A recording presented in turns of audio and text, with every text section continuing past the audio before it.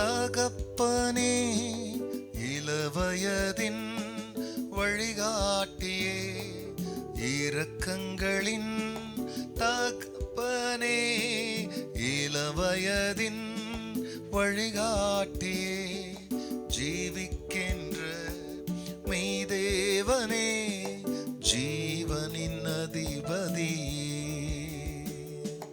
ஜீவிக்கின்ற மெய்தேவனே, ஜீவனின் அதிபதி,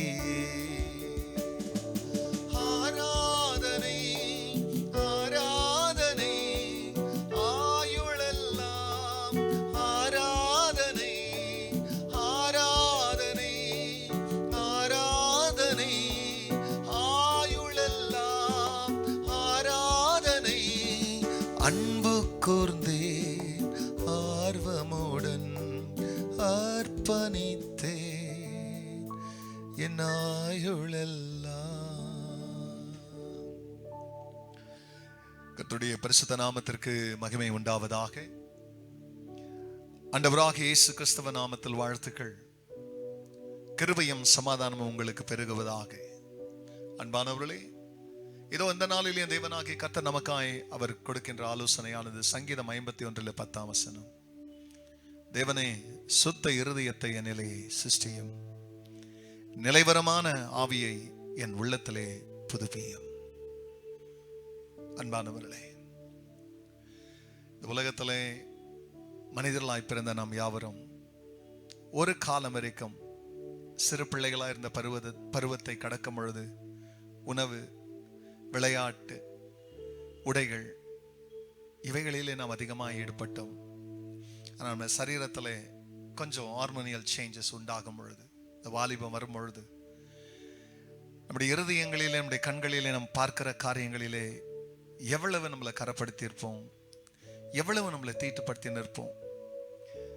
நம்முடைய கண்களில் இருந்த இச்சைகள் அல்லது நம்முடைய இருதயத்தில் காணப்பட்ட சில பொல்லாத எண்ணங்கள் எந்த அளவுக்கு நம்முடைய இருதயத்தை கரைப்படுத்தினது என்பதை நாம் அறிந்திருக்கிறோம். ஆனால் அதுக்காக கவலைப்படாத ஒரு காலங்கள் இருந்திருக்கிறது. ரட்சிக்கப்பட்ட பிறகு தேவன் நமக்கு நல் மனசாட்சியை, சுத்த மனசாட்சியை கொடுத்தார். அவ்வப்பொழுது சுத்த மனசாட்சியை பெற்ற அநேக தேவ பிள்ளைகள் சில வேளையில கண்களின் கரைகளாலே கரைப்படுத்திக் கொள்ளும் பொழுது அப்படி இதயம் பலவீனப்படும். இங்கே தாவீது பத்ஷெபாள் இடத்துல அவர் பாவத்தை செய்த பிறகு தன் இருதயத்தின் கரையை உணர்ந்து தெய்வத்துக்கிட்ட ஜெபிக்கிறார். பா, சுத்த இருதயத்தை என்னிலே சிருஷ்டியும். அப்போ அந்த சுத்த இருதயம் நமக்கு என்ன தருதுன்னா, தெய்வத்துக்கிட்ட உறவு கொள்றதுக்கு பலன் கொடுக்கும், ஜெபிக்க பலன் கொடுக்கும், ஆராதிக்க பலன் கொடுக்கும், பிசாசை எதிர்த்து நிற்கிறதுக்கு தைரியத்தை கொடுக்கும், எதிராளிகளுக்கு நடுவில் தலகுனியாதபடிக்கு ஜெயிப்போம் என்ற நிச்சயத்தை கொடுக்கும். அப்போ கரை என்ன செய்த நம்மளை பலவீனமாக்குது, சுத்தம் நம்மளை பலப்படுத்துது. இப்ப யார் நம்ம சுத்திகரிக்கிறவர்? நமது ஆண்டவர். சுத்திகரிக்கிறதுக்கு அவர் என்ன நமக்காய் செய்திருக்கிறார்? அவருடைய சொந்த ரத்தம், அவருடைய வசனம், பரிசுத்த ஆவியை நம்ம கொடுத்திருக்கிறார். ஆகையால் இந்த காலை வேளையிலே, ஆண்டவரே, என் கரையை நீக்க உங்களால் மட்டும்தான் முடியும், என்னை சுத்திகரியும், எனக்கு சுத்தமான இருதயத்தை கொடுத்து இருதயத்தின் கரைகளுக்கு என்னை காப்பாற்றும். அதனால் நல் மனசாட்சியோடு கூட நான் மனிதர்களுக்கும் உமக்கும் சேவை செய்ய எனக்கு உதவி செய்யும். நாம் ஜெபிக்கும் பொழுது மெய்யாகவே சுத்த இருதயத்தை தேவன் நமக்கு தருவார். அப்பொழுது நம்முடைய பலன் பெரிதாக இருக்கும். ஜெபிக்கலாம். பரிசுத்தரே, எங்களை கரைப்படுத்துகிறதற்கு சத்ரு எத்தனையோ உபாய தந்திரங்களை கொண்டு வந்து எங்கள் இருதயங்களை பலவீனப்படுத்துகிற செயலிலே ஈடுபடுத்துவான். ஆனால் கர்த்தர் எங்களுக்கு சுத்த இருதயத்தை தருகிறவர், பரிசுத்தமான உள்ளத்தை எங்களுக்கு நீங்க தருகிறவர். ஆகையால் ஆண்டவரே, சில பாவ கரைகளாலே இதயங்கள் பலவீனப்பட்டிருக்குமே, ஆனால் இன்றைக்கு பரிசுத்த ரத்தம் உன் பிள்ளைகளை சுத்திகரித்தவர்களை பலவானாய் மாற்றட்டும்.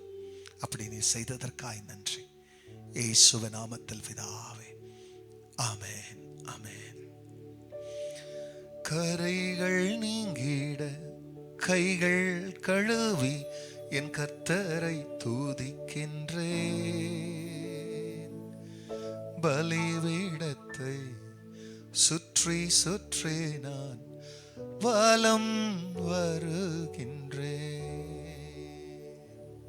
God bless you, church. Have a blessed day. Amen.